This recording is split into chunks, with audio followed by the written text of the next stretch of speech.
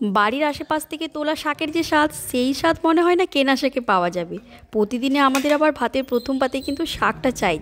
আর তরতাজা শাক খেতে হলে কিন্তু সদ্য সদ্য বাজার থেকে কিনে সদ্য সদ্যই খেয়ে নিই। ফ্রিজে রাখলে তার স্বাদ কিন্তু একদম ভালো লাগে না। তরতাজা শাক খেতেও যেমন ভালো লাগে, আর খাওয়াও কিন্তু ভীষণ পুষ্টিকর। আশেপাশে তো মাটি খুঁজে পাওয়া যায় না, আর শাক তুলে খাওয়া তো দূরের কথা। বাজারে কিন্তু এখন প্রচুর টসটসে লাল শাক উঠে গেছে। আর এই লাল শাক খেতে কী যে ভালো লাগে, রসুন আর পেঁয়াজ দিয়ে শুদ্ধ শুদ্ধ ভাজা করলে দারুণ খেতে হয়। মাছের মাথা দিয়ে তো কোনো কথাই হবে না, মাছের মাথা রয়েছে বাড়িতে, তো একদম লাল শাকগুলো আজকে টসটসে পেয়েছি। তো এই দিয়ে দারুণ স্বাদের মাছের মাথা দিয়ে আজকে লাল শাকগুলোকে বানাবো। শাকটা একটু অন্যরকম স্বাদেরই বানাবো, খেতেও যেমন সুস্বাদু হবে। আর যে কোনো শাকে মাছের মাথা পড়লে তো তার টেস্ট দ্বিগুণ হয়ে যায়। আবার লাল শাকে মাছের মাথাই কিন্তু একদম জব্দ হয়। বাজার থেকে কিন্তু একদম তরতাজা লাল শাকগুলোকে এনে ভালো করে কেটে বেছে নিয়েছি। এই শাকগুলো কিন্তু একদম চাষ করা শাক, তাই বেশিরভাগটাই কিন্তু কেটে বাদ দিয়ে দিয়েছি। শুধু নরম নরম ডোগার দিকেরগুলোই নিয়েছি। আর সবজির জন্য এখানে বেগুন দিচ্ছি আর উচ্ছে দিচ্ছি। যেদিন একটু অন্যান্য তরকারি থাকে, শাক একটু কম হলেই হয়ে যায়।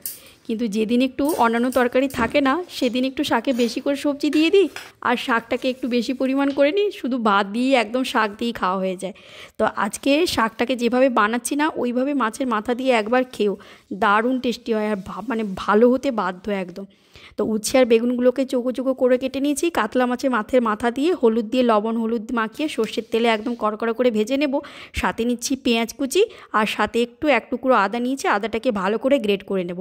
মাছের মাথা লাল লাল করে একদম কড়াকড়ি করে ভেজে নিয়েছি। ওই তেলে লবণ হলুদ দিয়ে উচ্ছেগুলোকে ভেজে নেব।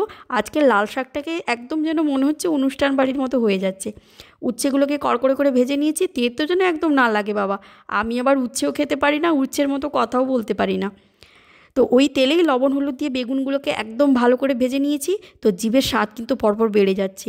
দিচ্ছি বাদাম 1 চামচ আর পোস্ত, তো জলে ভিজিয়ে দিয়েছি যাতে ডবল হয়ে যায় একদম। তো বেগুন ভাজা কমপ্লিট হয়ে গেছে। ওই তেলেই কালো জিরে তেজপাতা শুকনো লঙ্কা দিয়ে ভীষণ সুন্দর একটা গন্ধ এলে পেঁয়াজ কুচি আদা কুচি দিয়ে ভালো করে ভেজে এবার কেটে রাখা শাকগুলোকে দিয়ে দিয়েছি। শাকগুলো নেতিয়ে এলে এবার ভেজে রাখা সবজিগুলো আর মাছ ভাজাটাকে দিয়ে দিয়েছি। ব্যাস, এবার কিচ্ছু নেই, দাঁড়িয়ে দাঁড়িয়ে এবার নাড়তেই থাকো। যা দারুণ লাগছে না, মনে হচ্ছে যেন এটা একদম আমার বিয়ের ওই পঞ্চম আর ষষ্ঠপদের মেনু হচ্ছে। তো নাড়তে নাড়তে শাকটা যখন মরে যাবে, তো ব্যাস এবার বাদাম আর পোস্ত বাটার সময় একটু জল দিয়ে স্বাদ মতো লবণ আর হলুদ দিয়ে একদম ঢাকা দিয়ে দাও। তো শাকটা যদি না নেতিয়ে যায়, তো গ্লাসের মাথা দিয়ে মাপতে থাকো আচ্ছা আচ্ছা করে। যা দারুণ লাগছে না, একদম গরম গরম ভাত নাও, তো ভাতের প্রথম পাতে খেয়ে নাও, একদম একটা কাঁচা লঙ্কা নাও, দারুণ খেতে হয়। ব্যাস, এবার কি দেখে মনে হচ্ছে কালকে বানানো যাবে? দারুণ খেতে হয়, জাস্ট দারুণ, কোনো কথা হবে না।